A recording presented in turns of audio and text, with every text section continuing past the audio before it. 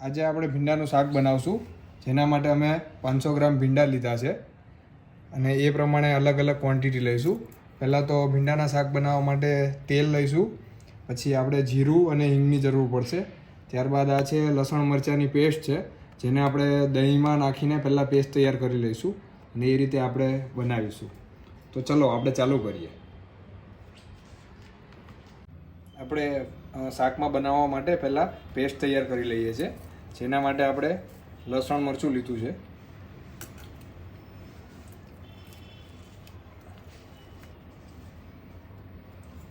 આ લસણ મરચાંની પેસ્ટમાં આપણે હળદર, સ્વાદ પ્રમાણે જીરું નાખીશું અને ભીંડાના શાકમાં જીરું થોડું વધારે પ્રમાણમાં હોય છે, તેથી જીરું થોડું વધારે નાખીશું. અને આની અંદર આપણે દહીં નાખીશું.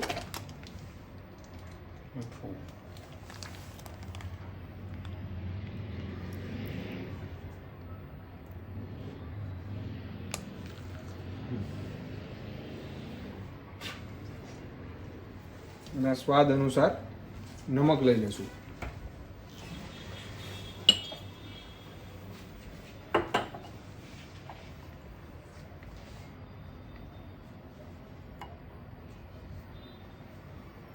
હવે આને હલાવી લઈશું.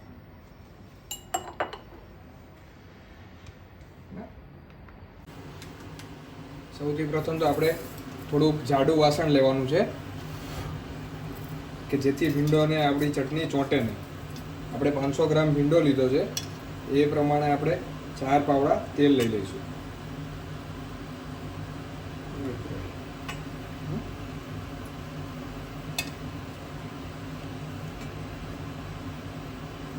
અને ભીંડાના શાકમાં ચીકણાશ વધારે હોય છે, ચીકાશ, જેને દૂર કરવા માટે આપણે ગરમ તેલ થોડું વધારે લેવું પડશે.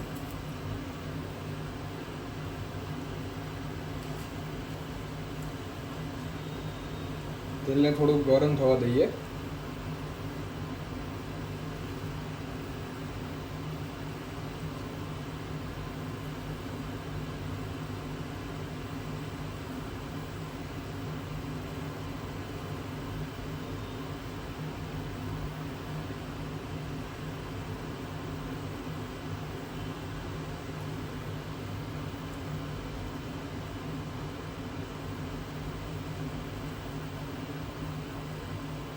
તેલ ગરમ થયા બાદ અંદર જીરું અને હિંગ નાખીશું.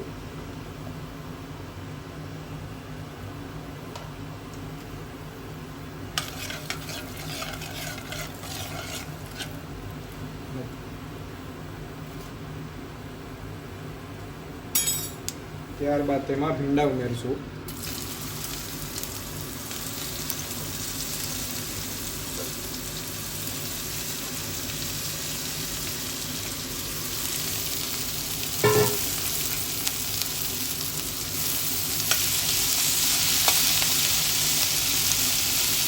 આપણે આ ભીંડાને કાપીને તડકે 1-1.5 કલાક જેવા મૂકીને અંદરથી ચીકાશ ઓછી થઈ જાય છે, જેથી આપણે એને તડકે મૂકીને રાખેલા છે, જેથી એને ચડાવવામાં તકલીફ ના પડે અને પહેલેથી જ એની ચીકાશ ઓછી હોય. જો તમે આમાં જોઈ શકો છો, ક્યાંયથી પણ લાર જોવા નથી મળતી, જેથી આપણું શાક ફટાફટ ચડી જાય છે અને ભીંડામાં કોઈ પણ પ્રકારની ચીકાશ નથી રહેતી. એની ખાવાની મજા અલગ જ પ્રકારની આવી છે.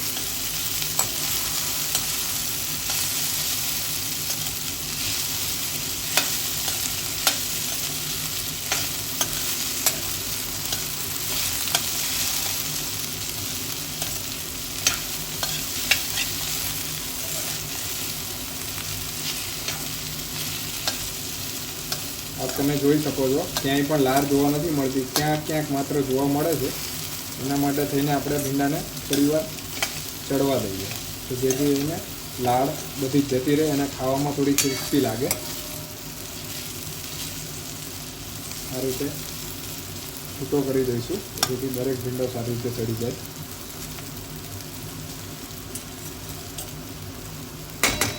થોડીક વાર આને ચડવા દઈશું એમ જ.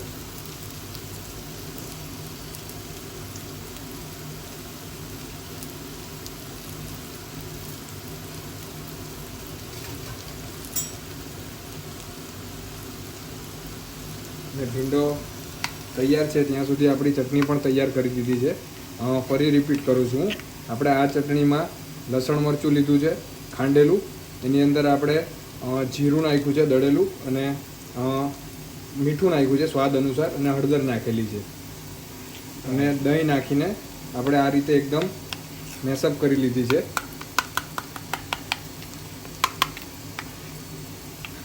આ રીતે ભીંડાનું શાક ખૂબ જ ટેસ્ટી લાગે છે અને ખૂબ જ સરસ રીતે બની જાય છે. કોઈ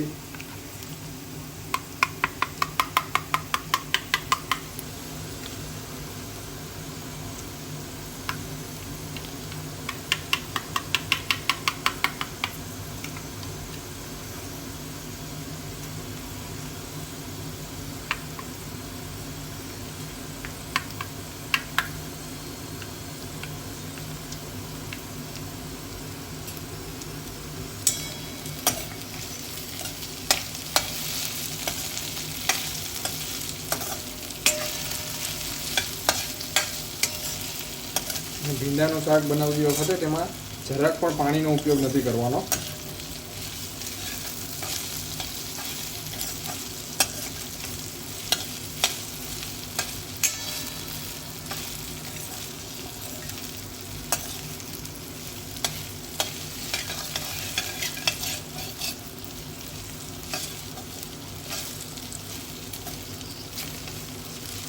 અને ભીંડાના શાકમાં એની લાળ બાળવા માટે ચટણી નાખવા પહેલાં જ એની બધી જ એ રીતે ગરમ કરીને લાળ બાળી નાખવાની છે. ચટણી નાખ્યા બાદ એટલું બધું શાક ગરમ નહીં થઈ શકે કે જેથી લાળ બળશે નહીં, એટલે કે એ બળ્યા પછી જ અંદર ચટણી કે તમારે જે પણ બીજા નાખવું એ નાખી શકે. અને ઘણાવાર ભીંડાની તીખાશ ઓછી કરવા માટે લીંબુ પણ નાખતા હોઈએ છીએ, તો તમે એ પણ કરી શકો છો. પણ સૌથી બેસ્ટ તો છે કે એને 1-8 કલાક સુધી તડકામાં મૂકવાનું, કે જેથી એમાં ન્યુટ્રિશન્સ પણ ઓછા ના થાય અને લાળ પણ જતી રહે. તમે જોઈ શકો છો પહેલેથી જ લાળ તો કંઈ જોવા જ નથી મળતી.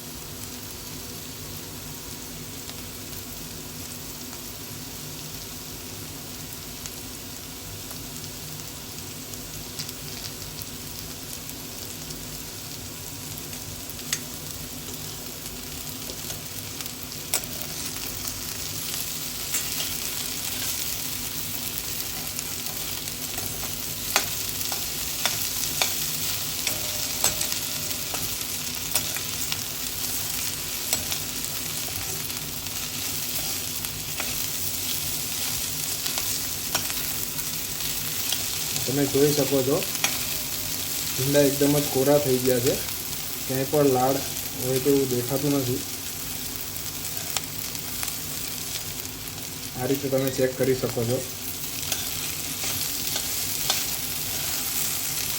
ચમચામાં પણ ક્યાંય ચોંટતી હોય લાર એવું દેખાતું નથી, એટલે સમજી જવું કે ભીંડામાંથી લાર ખલાસ થઈ ગઈ છે અને થોડા ક્રિસ્પી થઈ ગયા છે.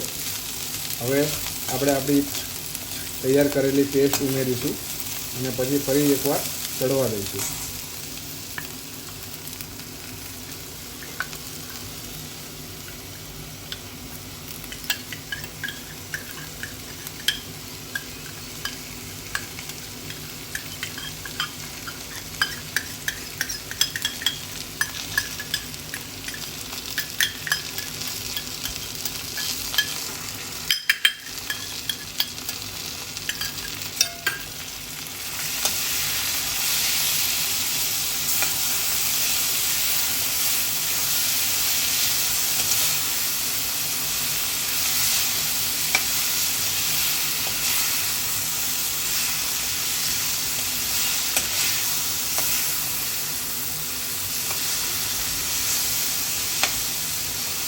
તમે જોઈ શકો છો એકદમ સરસ કલર આવી ગયો છે.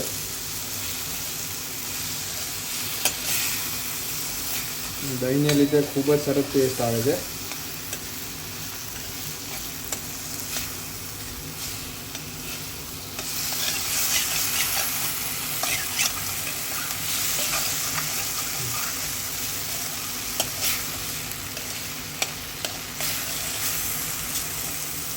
બરાબર હલાવી લઈશું.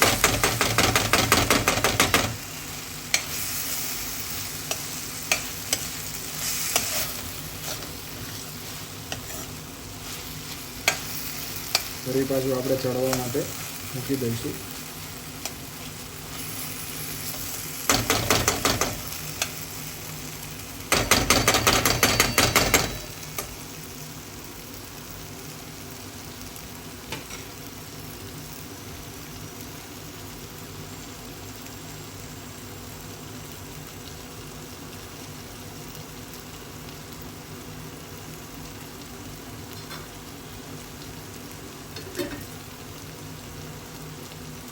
આપણે અલગથી મીઠું કે મરચું કે અન્ય કોઈ વસ્તુ એડ નથી કરી. આપણે આપણી ચટણીમાં જ બધું લઈ લીધું હતું, જેથી સરસ રીતે બધું મિક્સ થઈને દરેક શાકમાં દરેક ભીંડામાં સારી રીતે ચડી જાય.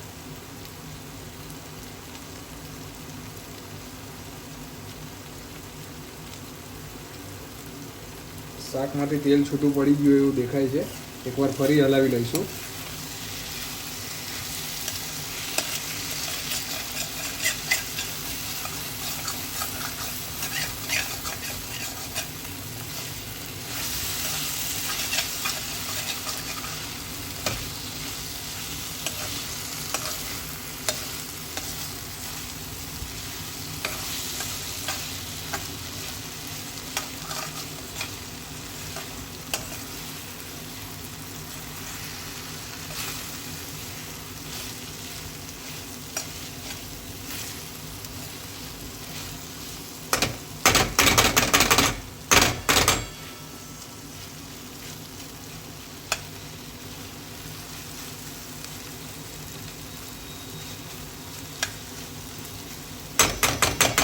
ફરી આપણે ચડવા મૂકી દઈશું.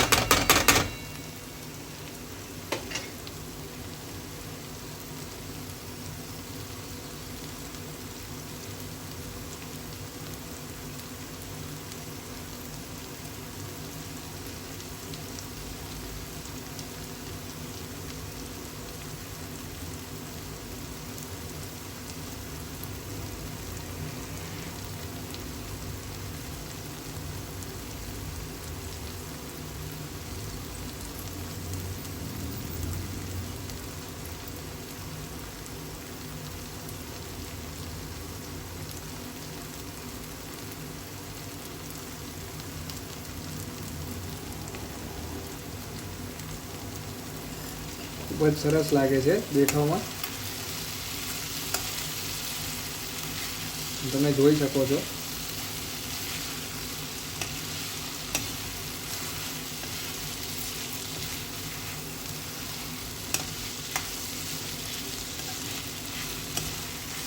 એકદમ સરસ રીતે આપણું શાક ચડી ગયું છે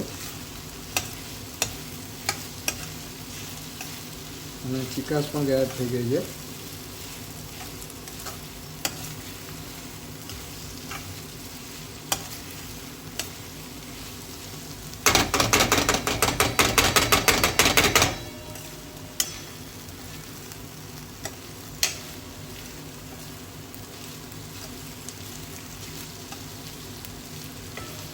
આપણે ગેસ બંધ કરી લઈશું.